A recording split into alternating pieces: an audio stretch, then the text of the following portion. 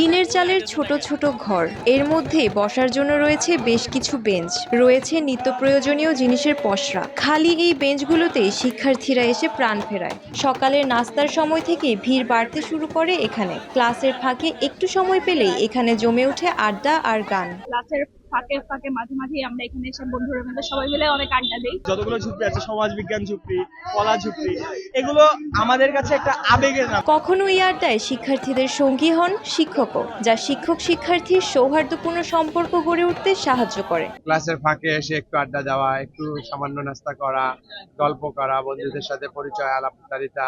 কখনো এমনও হয় যে নোট বিনিময় করে, অ্যাসাইনমেন্ট শেয়ার করে, অ্যাসাইনমেন্ট প্রিপেয়ার করে। মনের ক্ষুধা আর পেটের ক্ষুধা দুটোই মেটাচ্ছে এই ঝুপড়ি। নিত্য প্রয়োজনীয় প্রায় সকল জিনিসেরই অবলম্বন হয়ে উঠেছে ঝুপড়িগুলো। শিক্ষার্থীদের পদচারণায় মুখরিত হয়ে উঠেছে ঝুপড়ি, তা নিয়েই আবার অভিযোগেরও শেষ নেই তাদের। আমাদের ক্যাম্পাসে ভালো কোনো রেস্টুরেন্ট না থাকার কারণে আমাদের ক্লাসের ফাঁকে লাঞ্চের যে ব্রেকটা হয় সেই ব্রেকে আমরা ঝুপড়ির দিকে মুখাপেক্ষী। আর ভালো কিছু রেস্টুরেন্ট যদি এখানে থাকতো, মানসম্মত খাবারের ব্যবস্থা থাকতো, তাহলে হচ্ছে আমাদের জন্য বেটার হইতো।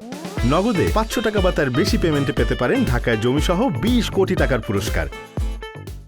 নানা অভিজ্ঞতার কথা জানান বহু বছর ধরে ঝুপড়ি চালানো বিক্রেতা। ক্যাম্পাস যদি খোলা থাকে, ধরো খেলা চললে এখানে ঢুকতাম আসে।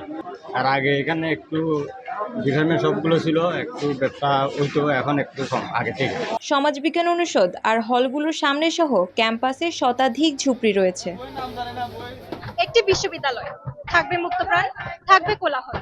কর্মব্যস্ত সময়ের ফাঁকে দুদণ্ড স্বস্তির নিঃশ্বাস নিতে ঝুপড়িগুলোতে হয় শিক্ষক আর শিক্ষার্থীর মিলন মেলা।